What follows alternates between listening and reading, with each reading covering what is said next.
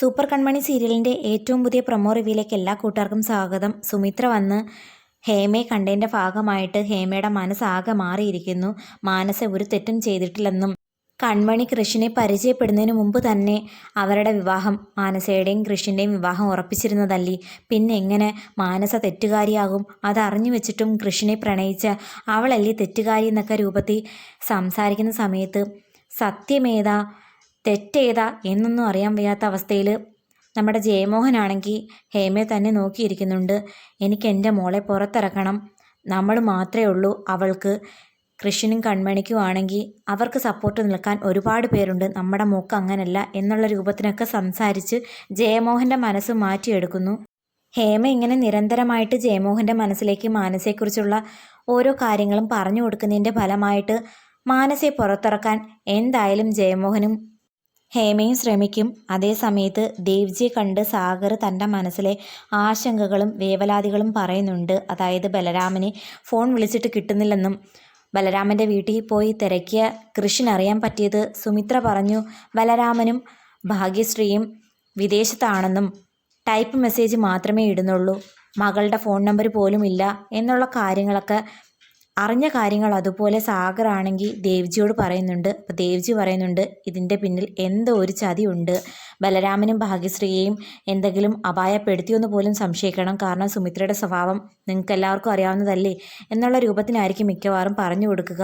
എന്തായാലും ഗോകുലിൻ്റെ അമ്മ വന്നത് ശ്രീനിവാസനും അമ്മായിക്കും അത്രയ്ക്ക് അങ്ങോട്ട് തൃപ്തിയാകുന്നില്ല. കാരണം മുമ്പുണ്ടാക്കിയ പ്രശ്നങ്ങൾ ഓർത്ത് ഇപ്പോഴും കൺമണിയുടെ സങ്കടം കാണാൻ വേണ്ടിയിട്ട് അവൾ എന്തെങ്കിലും പണി ഒപ്പിക്കാൻ വേണ്ടിയിട്ട് വന്നതായിരിക്കുമോ എന്നുള്ള സംശയത്തിലാണ്. അതേസമയം ഗോകുലിൻ്റെ അമ്മ പറയുന്നുണ്ട് ഞാൻ കൺമണിയെ പുകഴ്ത്താൻ വേണ്ടിയിട്ടല്ല വന്നത്, ചെയ്ത തെറ്റുകളെല്ലാം തിരുത്തി അമ്മായിമാരെ പോലെ എനിക്കും ഗോകുലും കൺമണിയും അച്ഛനുമായിട്ടൊക്കെ സന്തോഷത്തോടെ ജീവിക്കണം എന്നുള്ള രൂപത്തിനൊക്കെ സംസാരിക്കുന്നു. അതേസമയം ഇൻ്റർവ്യൂ എടുക്കാനായിട്ട് ആ ന്യൂസ് റിപ്പോർട്ടേഴ്സും കൂടി വരുന്നുണ്ട്. അപ്പം കൺമണിയുടെ ഡോക്യുമെൻ്ററി തയ്യാറാക്കാൻ വന്ന് അവർ ചോദിക്കുന്ന ഓരോ ചോദ്യങ്ങൾക്കും നല്ല ബോൾഡായിട്ട് കൺമണി മറുപടി പറയുകയും ചെയ്യുന്നുണ്ട്. അല്പം പേടി ആശങ്കയുണ്ടെങ്കിലും അതെല്ലാം മനസ്സിൽ വെച്ചുകൊണ്ട് ധൈര്യമായിട്ട് തന്നെയാണ് സംസാരിക്കുന്നത്. സുമിത്രയാണെങ്കിൽ വീണ്ടും ഹേമയെ കാണാനായിട്ട് മാനസയുടെ വീട്ടിലേക്ക് വരുന്നുണ്ട്.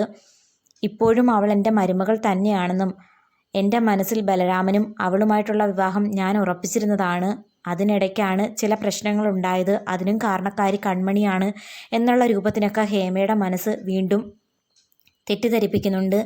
ജയിലിൽ നിന്ന് അവൾ എന്ന് പുറത്തിറങ്ങിയാലും ബലരാമനെ പറഞ്ഞ് ബോധ്യപ്പെടുത്തിയതിന് ശേഷം മാനസയും ബലരാമനുമായിട്ടുള്ള വിവാഹം നടത്തി വെക്കാനാണ് തൻ്റെ മനസ്സിലെ ആഗ്രഹം എന്നൊക്കെ പറയുമ്പം ഹേമയാണെങ്കിൽ സുമിത്രയുടെ വർത്തമാനത്തിൽ വിശ്വസിച്ച് മാനസയെ പുറത്തിറക്കാനും അതുപോലെ ബലരാമനുമായിട്ടുള്ള മാനസയുടെ വിവാഹം നടത്തി കൊടുക്കാനും താല്പര്യപ്പെടുന്ന ആ ഒരു നിമിഷത്തിലേക്ക് കഥ പോകുന്നു.